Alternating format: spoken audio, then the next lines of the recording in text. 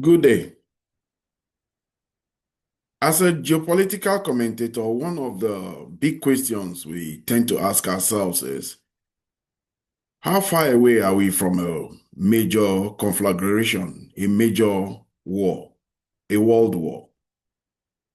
This is a very pertinent question because at several times, war flares out across several geopolitical spaces.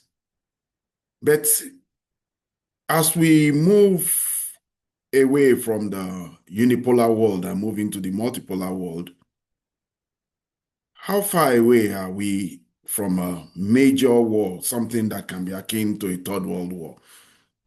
If we think it's near or far, the next question will be, where will it possibly start? There's already a big war going on in Europe now. That's a Russia-Ukraine war. The Russians call it a special military operation because in their own reckoning, it's not a full war. The parameters under which they would have engaged with the Europeans and its NATO allies would have been very different were it a war.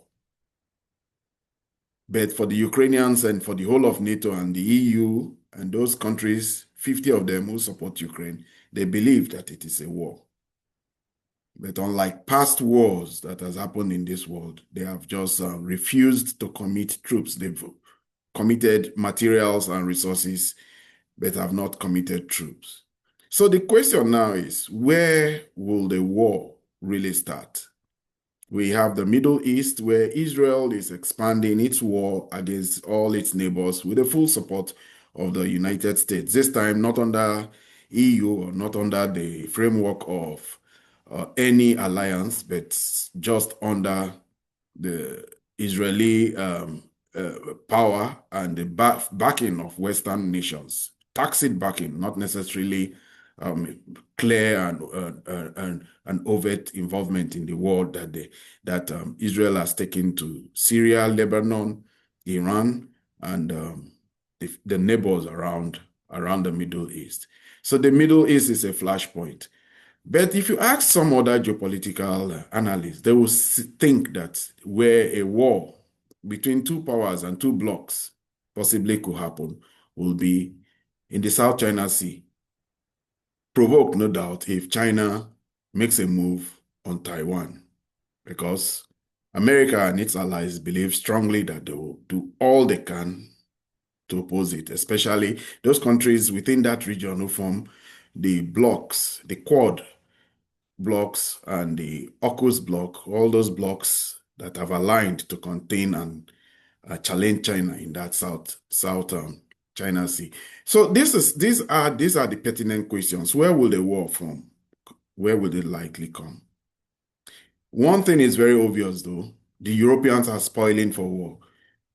They may not be doing that again under the overt framework of NATO, because NATO now is fractured. It is fragmented. The biggest supporter of NATO, America, has created dissonance in that particular organization in the form of President Donald Trump not being very, very, very committed to NATO as past American presidents have been. So these days, the EU under Ursula von der Leyen is taking up and ratcheting up every rhetoric that leads to or points to a desire for a war with Russia. Today, we heard that Estonian airspace was violated. It was a big news. Purportedly, 3 MiG-31 planes veered into Estonian airspace and flew in that airspace for 12 minutes before they were, as the Estonians say, and as all the supporters of Estonia say, they were chased out from the airspace. The Russians, though, have a different story. So this is the big question today, and this is what I want to explore going forward. Good day and welcome to my channel, Ebima Amungo's Perspective on Global Affairs. If you're new to this channel, please subscribe. If you have any comments regarding the opinions and views I express in this video, please put them in the comment section. Do well to like and share. First, it was Poland. Then it was Romania. Now it is Estonia. The countries of the middle of the countries bordering Ukraine and bordering Russia have been very active in making allegations against Russia. The Poles said that some drones came into their airspace. They activated a lot of war fighter jets and went to the United Nations, activated Article 4 that called for consultations with NATO members. And ultimately, we found out that there's still doubt as to where those drones are. The Poles won't come and explain it. The Romanians also had their day and they made a big show of it. And they said that there was an incursion into their territory for a few minutes by some Russian drones on their way to visit Kiev. Now the Estonians have made this big claim, but the Russians say no, nothing like that happened. The Russians waited for a while before they made this claim that nothing happened.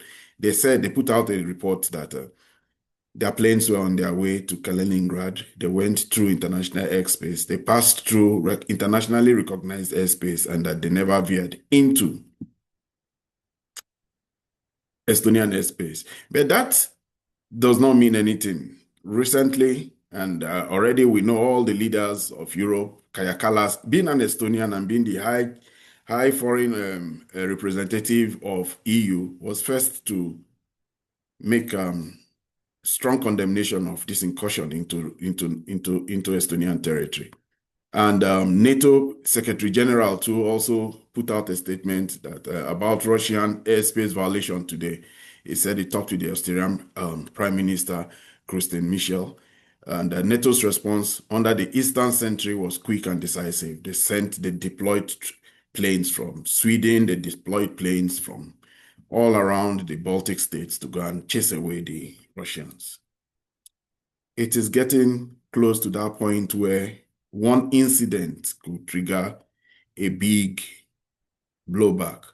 So you will think and you will say, and you can conjecture very, very, very rationally that the Third World War, if it starts, will be in Europe, because there's no part of this world seeking war, pushing for war, preparing for war than is going on in Europe now. We've seen this. We've seen how Ursula von der Leyen has been saying they have many frameworks now under which countries can increase their defense spending, one of them being the SAFE mechanism. They also have a mechanism called Pearl, by which they are buying arms and sending to Ukraine to continue to persecute this war with Russia. Already today, President Trump was saying that now America is no more funding this war. America is now making money from the war. So it is very clear. President Macron is increasing his rhetoric for war. The King of England, King Charles, resolutely appealed to President Trump to continue to put pressure on what he calls tyranny. He wants this war with Putin. They have been very good at forming alliances and fighting wars. They call themselves all manners of names, but usually they come and form bloc politics. But this time around, the big spender in that bloc, the one who spends both materially, the one who spends financially, and the one who always puts the most amount of bodies in the wars that are being persecuted all across the world, is no more interested in it. And that is putting Europe but it hasn't stopped the rhetoric. Denmark has said that they need to make their own weapon systems, and they formed a collaboration with Ukraine in trying to form their own offensive ballistic missile program. Already we know that Denmark is under stress. Denmark has a problem with America, because America has its eyes fully on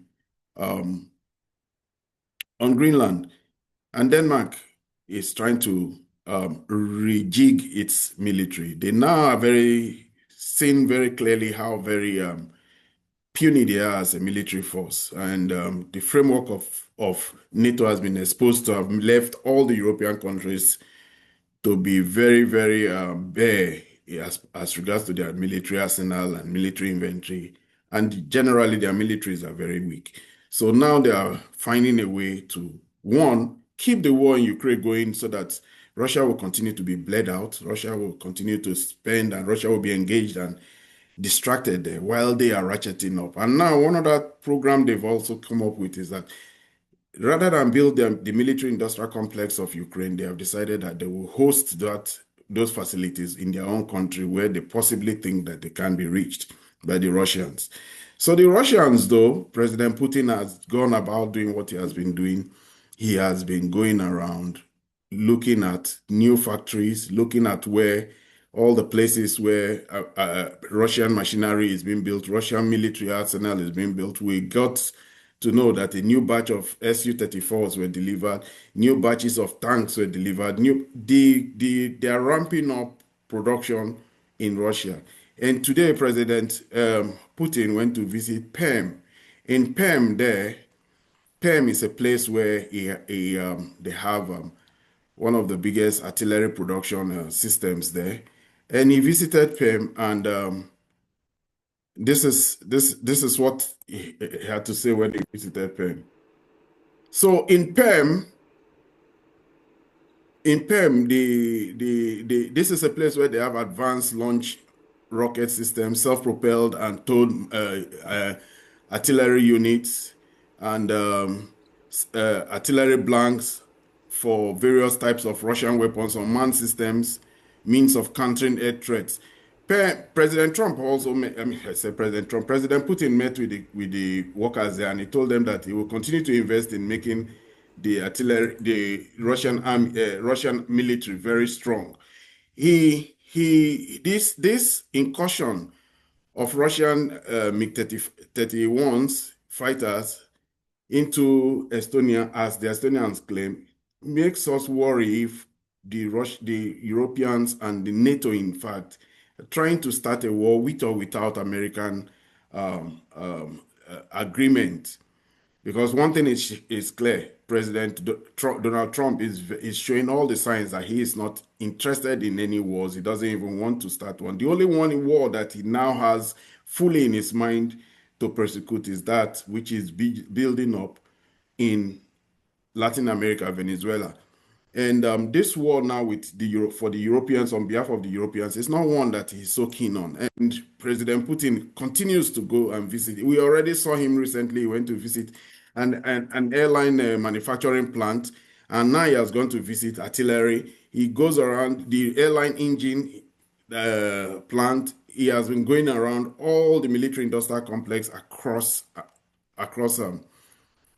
Russia. He too is also preparing. It seems a certainty. It seems like a self-fulfilling prophecy that this war is going to happen in Europe. It does seem like, if I was a betting man, it just seems like all the signs and signals point to the fact that Europe will start a war with Russia. It seems like an inevitability. But Russia is not just any country. The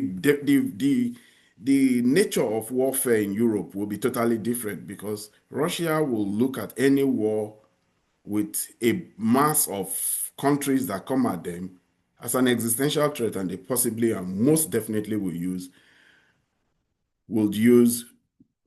tactical nuclear weapons. Maybe tactical, who knows? They may even go ahead and do a strategic one. And we may just be seeing Europe in its last days. A few months ago, in January particularly, the Russian president was very, very unhappy about what was going on. And he did put out a TV a pronouncement where he was telling the European people, they talked to the people there and said that your elites want you to run away from the fact that they want to run away from the fact that there's economic problems in their countries, and they're making it look like it's a Russian problem. It's not Russia, it is the elites that are causing these problems. We see how unpopular and how the economic situation is in these countries that are fronting this war, particularly Britain, France, and Germany. So President Putin is making sure that Russia is secured, is going around trying to firm up all the places. Nobody goes around the way he was in the Far East recently. He's very busy. For one who is in his 70s, he's quite a busy man. And it's matching the collective effort of all the leaders in In Europe, already we know the opposition leader in Europe, Philippot, in France, was complaining bitterly about how the French president, is completely possessed about Putin and about the Russian war and the Ukrainian war. Same thing to Keir Starmer. They have already started to complain about his complete possession and complete, that's all he talks about. And anytime he's confronted with domestic problems, he tends to want to run away to go visit Ukraine, visit France, talk to one of his members of the coalition of the willing, and continue their pressure on Putin. But it's just not working. The Russians are getting ready. They seem to believe that this war is going to come.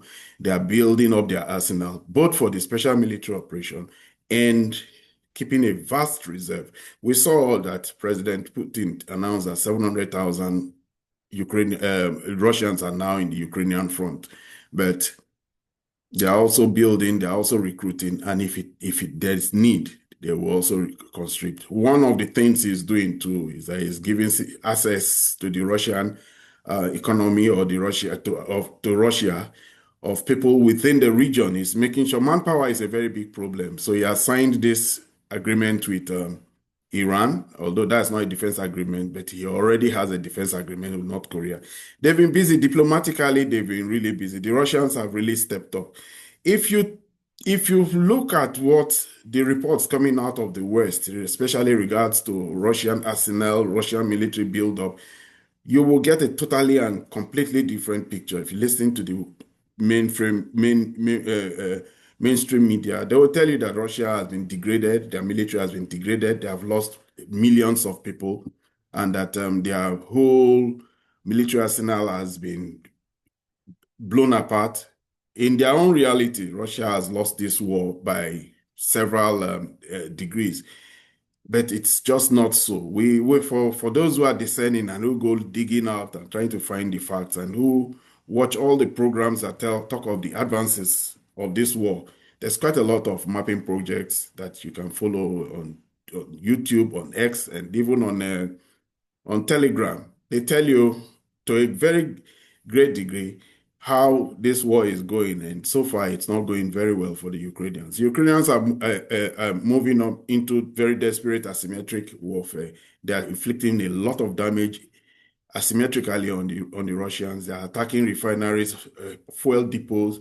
I think over 20 different fuel depots in far-flung places. You will think now that it is just not drones that they shoot from inside Ukraine. You will think there's also an SBU program, just like how they had Operation Spider Wave. They will also possibly be having people who are sabotaging some of these facilities deep inside Russia. So, but that asymmetric action is taking place now, and every day we get reports of how the Russian FSB2 is doing its own bit in trying to counter these moves by the. So the world is really tottering towards war, and it is a worry for all of us who follow this news, follow these events, that we may be closer to war than we think. Everybody thinks that war will come up in the South China Sea, but in a war, it takes two to tango. The Chinese don't seem to have the inkling towards fighting a war now. I would think that's the place with the coldest temperature, no matter the provocation. They may not have to. They are not going to see any provocation the way the Russians saw the provocation of Ukraine being a member of NATO. Independence, or announcement of independence by Taiwan, will be a provocation that will be too far, and maybe it may happen, maybe it may not happen, but we think that the Americans are building up. They are not ready yet for a confrontation with China, and they may well advise whoever wants to do that in China, within the Taiwan space, to wait until they are ready. Already, we don't even see any attempt at that. They're not building up in that neighborhood. They are building bases. They are getting ready. They are putting military assets there, but they're not mobilizing. And these things, you tend to see them, especially in these days where people can easily know what's going on with satellites and all that. But we are not seeing that. We know the moment one missile system is deployed, we know. Typhoon missile systems were deployed to Japan recently. Some were almost sent to Philippines, but the air defense systems of China will very well cope with that. Ultimately, it will not just be about shooting missiles and shooting this thing. It will have to be something where you have to do like how President George Bush did. You have to come and take out the Chinese troops if they invade Taiwan. And there's no sign that America can deploy that kind of logistic asset now towards the South China Sea to try and help Taiwan if China does mount an invasion on them. Though, mind you, China has already been preparing for that invasion. They have had a series of of events preparatory to that invasion, and it won't be a surprise if anything like that does eventually happen. President Trump today had a call with Xi Jinping of China, and he put out a tweet. He said, I just completed a very productive call with President Xi of China. We made progress on many important issues, including trade, fentanyl, the need to bring the war between Russia and Ukraine to an end, and the approval of TikTok deal. I also agree with President Xi that we should meet at APEC summit in South Korea. I would go to China in the early part of next year, and that Xi would likewise come to the United States at an appropriate time. The call was very good one, and we will be speaking again by phone. I appreciate the TikTok approval, and but the Chinese also had their own readout of this particular call. Chinese president spoke with U.S. Donald Trump. The two presidents had a candid and in-depth exchange of views on the current state of the U.S.-China relationship and other issues of mutual interest, and provided strategic guidance for the steady development of bilateral relationship going forward. The conversation was pragmatic and positive and constructive. President Xi pointed out that China and United States were allies who fought shoulder and shoulder during the World War. It's true, in fact. The Americans were very grateful to the Chinese because they had a war started in 1931 to a full invasion in 1937 between the Chinese and the Japanese. So a lot of Japanese soldiers were held up within China. Quite a lot of Chinese were killed. And that war, the Chinese got the benefit of the support of the Soviets and the Americans. And some Americans even came and fought out in the Flying Tigers in China, and they are very, very grateful. They continue to celebrate them, and some of the family members of the Flying Tigers were part of that parade that Xi Jinping put up, very spectacular military parade where he displayed a whole array of military weapons, both known and unknown, new and unseen. It was a display that wowed and shocked the world and told the world the true state. It may not be the complete and true picture of it, but it gave the world a fair idea of where China is militarily. And so Xi stressed the vital importance of U.S.-China relationship, and that he continued to say that we can build good relationship, we can create benefit for the world. This will only happen if we have mutual respect, peaceful coexistence, and win-win cooperation. This win-win cooperation is something very pertinent, very close to the Chinese. Anyway, he ended by saying that China's position on TikTok issue is clear. The Chinese government respects the wishes of the company in questions and will be happy to see productive commercial negotiations, keeping with market rules, lead to solutions that complies with China's laws and regulations. It will be very interesting if this deal can be pulled out. What I get is that because one of the things that make TikTok so unique is that the Chinese created an algorithm, and that algorithm creates recommendations that are superior to the recommendations of YouTube Shorts and Instagram Reels and all the other knockoffs that you find in American platforms. But TikTok continues to be much, much more superior in its own algorithm, and they don't want to let that algorithm go. President Trump has already announced, we know that there's a consortium of buyers waiting to buy the TikTok. What kind of deal that will come out of it is still unknown. And so ultimately they had their call, and We don't know. They say they are going to meet. It will be a very good thing if they meet. And but we know one thing about Trump. He's meeting with you and he's discussing with you or is negotiating with you, while at the back of all that, he's planning a covert action against you. It just emerged that President Trump was meeting with Kim Jong-un. And at that same very time, Delta Force and Navy SEAL operatives were getting into North Korea to go and carry on a sabotage operation. That operation failed and they killed some farmers. These are just emerging. We already know Steve Witkoff is talking with the Russians, and then at that same time, they're supposed to be having meeting. Operation Spiderweb was going on, and strategic military bombers were being bombed and being with drones. Same thing happened with the Iran discussion. So meeting with President Trump may just be very hazardous to you. But for all it's worth, it may just be also good for the world. We saw how the temperature came down from the Alaska meeting, the Russians and President Trump meeting with President Putin was so different from that of the vitriol, the hatred, and the anger that came out of the Biden administration, who never called, talked to, or spoke to any high official of um, the Russian government until there was the use of ATACMS missile to attack Crimea that led to the death of four Russians, and the Russians threatened to retaliate. It was only then that Austin, the former Secretary of Defense, called his own counterpart in Shoigu. He called his counterpart then in Russia to try and bring down the temperature.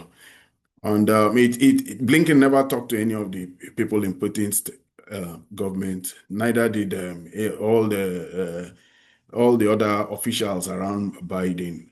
So Trump meeting with Putin really did change a lot. And he wants to reset that relationship, but he has a significant opposition to that attempt. Now, going on to other matters, something very significant happened today. The United Nations, very sympathetic to the Palestinian cause.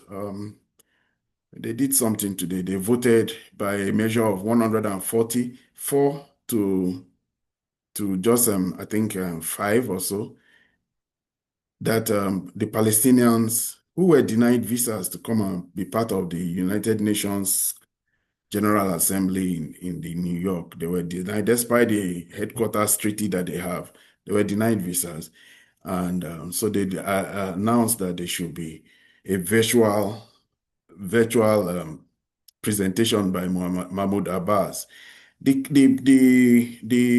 Palestinians had earlier had the whole world is behind them now. There was a game happening in Spain, and that whole game, a Champions League game, the whole Palestinian flag, huge flag was unfurled. The world is in Palestine's corner now, but Israel has a full support of America. So America vetoed a bill for a ceasefire in Gaza that was put forward. China was mad at it. Russia didn't say much, but Russia too was not happy with it. The whole world is not happy with it. They really do want a ceasefire in Gaza, but the Americans want Gaza to be completely obliterated, just like how their Israeli partners are carrying on a demolition exercise in the city, Gaza City. Another major important thing too regarding Israel, Trump and Putin again, is something that happened in Venezuela. We know how progressively the American government has been building up its military assets around Venezuela. Some people interpret this to mean that America is trying to assert its Monroe Doctrine agenda, where it feels that the influence it has in this region, complete and total for over 100 years now, is being challenged as China has become great trading partners, is building ports under the Belt and Road Initiative, and even Iran and North Korea have relationship, and Russia have strong relationship with Venezuela. For one person who does not like Venezuela, Marco Rubio, Marco Rubio, a Cuban, a Cuban immigrant's son, he is leading the effort to try and do a regime change in Venezuela, and he has convinced the president to mass all these weapon systems around Venezuela. But Venezuela has been making friends. Iran has been giving them drones. They have a lot of drones. Russia, too, is also giving them drones. And they've mobilized 4.5 million militia. They are testing out their Russian planes. But every day we hear of all this. But today, something diplomatic happened, and the National Assembly in Venezuela unanimously backed a strategic partnership treaty with Moscow, elevating their ties to the highest. The key points are scientific and commercial, humanitarian and strategic, energy deals and OPEC, joint fight versus terrorism and trafficking, strong um, links in many organizations there, and then a push for Venezuela into BRICS. There was no defense pact. It will not be in Russia's interest. Once Venezuela signs a defense pact with Russia, to give every fire and every intention, that would just be what will spark a war in the state. So the deputy Roy Daza said the treaty signed with Putin and Maduro is a message of peace, sovereignty, and the strength of the Venezuelan people. They would dare not sign a defense pact. The America that we have here is not a joking one. Today again, there was a blast of some boatmen, people who were in a boat. They were blasted out. That will be the third one. The president has given an order to he says to his Secretary of War. They changed their name from Secretary of Defense to Secretary of War. President Trump is projecting power. He's projecting power both in the international space, foreign space, and also in the domestic space. We already know he deployed the National Guard to Washington. He claims there was a lot of crime in Washington. He's threatening to deploy them to Chicago. And he also has his eyes in Memphis. And so he already had deployed in Los Angeles. We saw that one. So he's projecting power. He's showing that authority lies with the federal government. And he's having great wins too, let's not forget, in the Supreme Court that have supported most of the actions he has taken to a large extent. Something very important also happened today in the United Nations, and that's a snapback against Iran. Iran has tried to be compliant for the past 10 years with the JCPOA, Joint Comprehensive Plan of Action. They have kept to a large extent their own part of the deal, invited IAEA. And what did they get in return? IAEA got all their details, allies of IAEA. IAEA gave their data, or they think, Iran alleges that IAEA gave their information to Israel, got Israel to know everything about them. And that was the basis on which Israel was able to target the scientists and all the locations of their nuclear facilities. They broke that relationship with IAEA. But they signed recently in Egypt, because since 2024, Iran and Egypt have become closer, despite the problems at the initial stages 10 years ago because of the overthrow of the Muslim Brotherhood. So they become closer, and that was signed in Cairo. The snapback happened today. UK, US, Germany, France imposed snapback sanctions on Iran, but Russia and China say they will ignore the sanctions. The people who supported Iran were Russia, China, Pakistan, and Algeria. They voted in support, but it was a majority one. It was not enough. But the sanctions, the first time that the JCPOA was put together, all the countries didn't want Iran to have a nuclear weapon. China, Russia, and besides, they were having closer relationship with the West then, but that relationship has been fractured since 2022, and they have no obligation now. Now, China, Russia, and Iran are partners collectively, and they share collective economic and military interests. Who would have thought that Iran will be the one supplying Russia with Shahid drones that have changed the face of the war. We now get information that it's not just the Shahid drones. The Iranians are also about to supply um, gas turbines, gas turbines to Russia. Iran has started importing, uh, exporting MGT-70 gas turbines to Russia. Moscow has 40 of them to replace Siemens V9 4.2 turbines. This is a reverse engineered product. A lot of people don't know how very advanced Iran is. We got to get a sense of how advanced they are through their ballistic missile program that they used and devastated Israel to a large extent. But they have a big automotive industry. They actually produce cars for the domestic market there. And then they also have tractors. They have heavy industry, heavy machinery.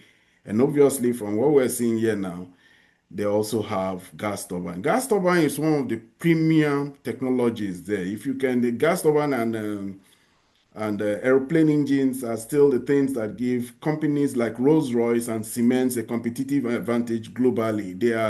They are leaders in this field. The Russians too are good at it, but obviously this particular one seems to be one that the Russians need, and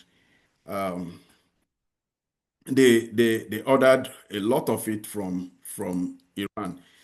The relationship is deepening. They already also have a relationship that brings real goods from China to Iran. They have relationship that three of them collectively now even have joint programs in the Caspian Sea. That's Russia and Iran. That relationship is deepening because during the era of the Soviet Union, we should know the Soviet Union were atheists, and a big long history even had made it that they didn't trust the Soviet Union, and there was no relationship between Russia. Even to this day, there was a mistrust to a large extent. Even when Russia tried to sell them or offered them a defense pact, one that will be mutually beneficial to them, the Iranians recognize the fact that there's a large Russian population in Israel, and they doubt if Russia can be really committed to that relationship.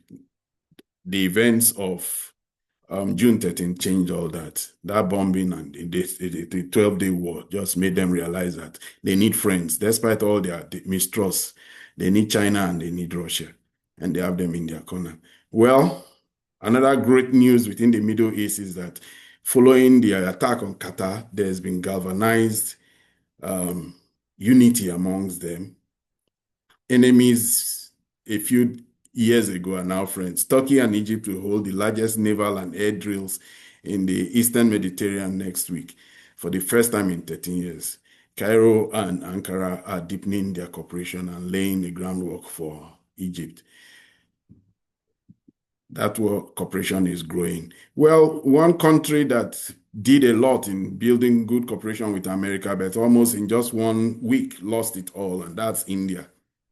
Recently, using the excuse of Modi's 75th birthday, President Trump reached out to the Indian president, a prime minister, congratulated him, and tried to smoothen their relationship, and said that he announced that trade talks were still ongoing. But suddenly we are getting to hear of more pressures that are going on. Today, President Trump did something. He announced that they were going to have. He announced this announcement here was about H1B1 changes in the H1B1 visa.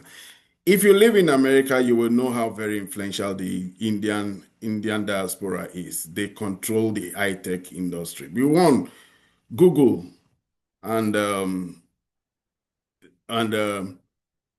Microsoft, and quite a lot of IT companies have as their MDs Indian immigrants. But it's not just that, it's the operatives at the all level, Amazon, Facebook, Google. The Indians are the ones who do all the coding, almost it's the disproportionate percentage of Indians in these companies are very obvious. In Austin, Texas, where they have a huge hub for IT, you bump into them everywhere. In fact, there's a neighborhood around Austin called Leander, Liberty Hills, and Cedar Park. These places are huge. They have huge Indian population who work in Amazon and work in some of these places. And it is for that reason that today's action seems to be one very geared against the Indian population. That is how I read it. This is work in fields that Americans don't work in to come into the United States of America. What this proclamation will do is raise the fee that companies pay to sponsor H-1B applicants to $100,000. This will ensure that the people they're bringing in are actually very highly skilled and that they're not replaceable by American workers. So it'll protect American workers, but ensure that companies have a pathway to hire truly extraordinary people and bring them to the United States. We need workers. We need workers. We need great workers. And this pretty much ensures that that's what's going to happen. I think, Sean, do you agree with that? Well, they're $100,000 per year. So the whole idea is no more will these big tech companies or other big companies train foreign workers. They have to pay the government $100,000, then they have to pay the employee. So it's just not economic. If you're going to train somebody, you're going to train one of the recent. So what he's saying now is that they want the big companies to start to hire more Americans. They made something very, very distinct. $100,000 non-refundable fee to hire any foreigner by H-1B1. And they've also moved the minimum salary you can pay them to $140,000, $150,000. It seems like it's targeted at India. But one thing that one is an overt targeting of India. But one thing that is a very clear targeting is it's the one U.S. revoked sanction waivers on India for key Iran port. The decision, which is part of Washington's maximum pressure against Tehran, will have an impact on Indian trade. U.S. revoked sanctions waiver on India for key Iran ports. This is one where U.S. allowed the port to go on. It's a port where India and Iran have good relationship and improve their trade. The U.S. revoked the sanction waivers it issued to India in 2018 for its operations of the Chabahar port. The strategically important seaport is located in the southeastern Iran in the Gulf of Oman, which provides India with alternative trade routes to Russia, Afghanistan, and Central Asia. So we know what Trump normally does.